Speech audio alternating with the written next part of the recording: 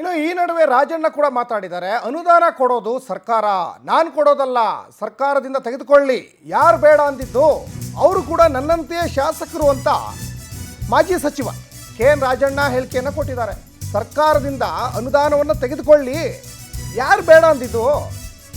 ಇದು ಮಾಜಿ ಸಚಿವರ ಮಾತು. ಅವರು ಕೂಡ ನನ್ನಂತೆಯೇ ಶಾಸಕರು.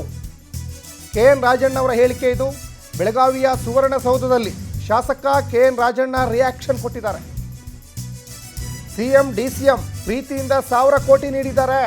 ಪ್ರೀತಿಯಿಂದ 1000 ಕೋಟಿ ನೀಡಿದ್ದಾರೆ.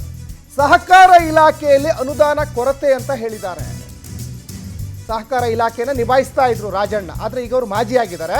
2ನೇ ಬಾರಿ ಶಾಸಕರವರು ಪ್ರಶ್ನೆ ಹಾಕಿರೋದು ನೋಡಿ. ಶಾಸಕ ಕುಣಿಗಲ್ ರಂಗನಾಥ್ ಆರೋಪಕ್ಕೆ ರಾಜಣ್ಣ ತಿರುಗೇಟನ್ನು ಕೊಟ್ಟಿದ್ದಾರೆ.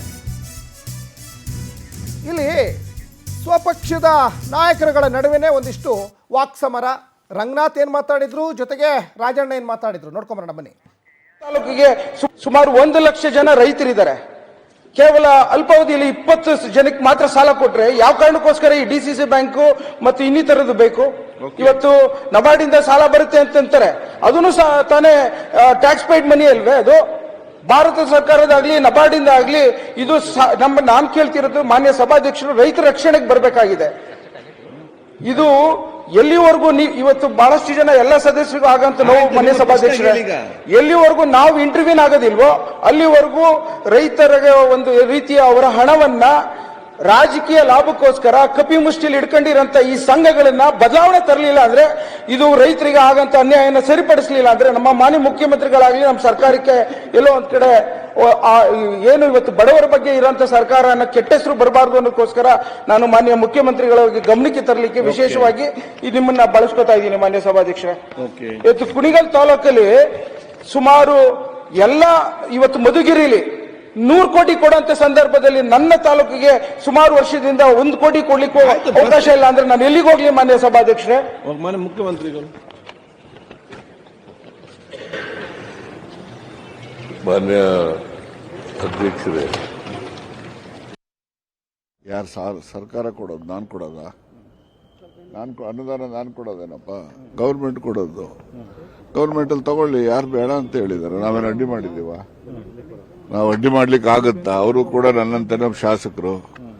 ಅವರು ಅವ್ರ ಕ್ಷೇತ್ರಕ್ಕೆ ಏನ್ ಬೇಕೋ ಅದನ್ನ ಸರ್ಕಾರದಿಂದ ಪಡಿಬೇಕು. ಅದಕ್ಕೆ ನಂದೇನು ಆಕ್ಷೇಪಣೆ ಏನಿಲ್ವಲ್ಲ. ಅವರೇ ಹೇಳ್ಕೊಂಡಲ್ಲ, 1000 ಕೋಟಿ ಕೊಟ್ಟಿದ್ದಾರೆ ನನಗೆ ಅಂತೇಳಿ. 1000 ಕೋಟಿನ 1000 ಕೋಟಿ ತಡೆ ಹಿಡಿದಿಲ್ಲ. ಅವ್ರು ಅಲ್ಲಲ್ಲ ಹೇಳ್ಬಿಡ್ತೀನಿ, ನಾನು ತಿಳಿದ ಮಟ್ಟಿಗೆ ನಾನು ಅರ್ಥ ಮಾಡ್ಕೊಂಡಂಗೆ ನನಗೆ ಉಪಮುಖ್ಯಮಂತ್ರಿಗಳು, ಮುಖ್ಯಮಂತ್ರಿಗಳು ಇವರು ಎಲ್ಲರೂ ಕೂಡ ಅವರ ಒಂದು ದಯೆಯಿಂದನೋ ಅವ್ರ ಪ್ರೀತಿಯಿಂದನೋ ವಿಶ್ವಾಸದಿಂದನೋ 1000 ಕೋಟಿಗೂ ಹೆಚ್ಚು ಅನುದಾನ ಕೊಟ್ಟಿದ್ದಾರೆ. ಆದರೆ ಈ ಸಹಕಾರ ಇಲಾಖೆನಲ್ಲಿ ಮಾತ್ರ ಅನುದಾನದ ಕೊರತೆ ನನಗಾಗಿದೆ ಅಂತಕ್ಕಂಥದ್ದು ಅವರ ಆರೋಪ. ಸಹಕಾರ ಇಲಾಖೆ ಮುಖ್ಯಮಂತ್ರಿಗಳ ಹತ್ರ ಇದೆ.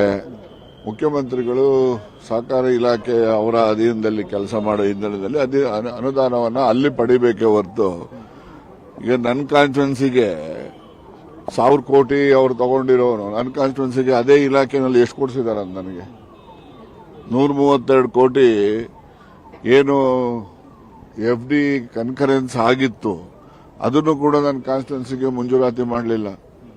ಗೊತ್ತಾಯ್ತಾ? ಇವೆಲ್ಲ ನಮ್ಮ ಹತ್ರನೂ ಇದೆ.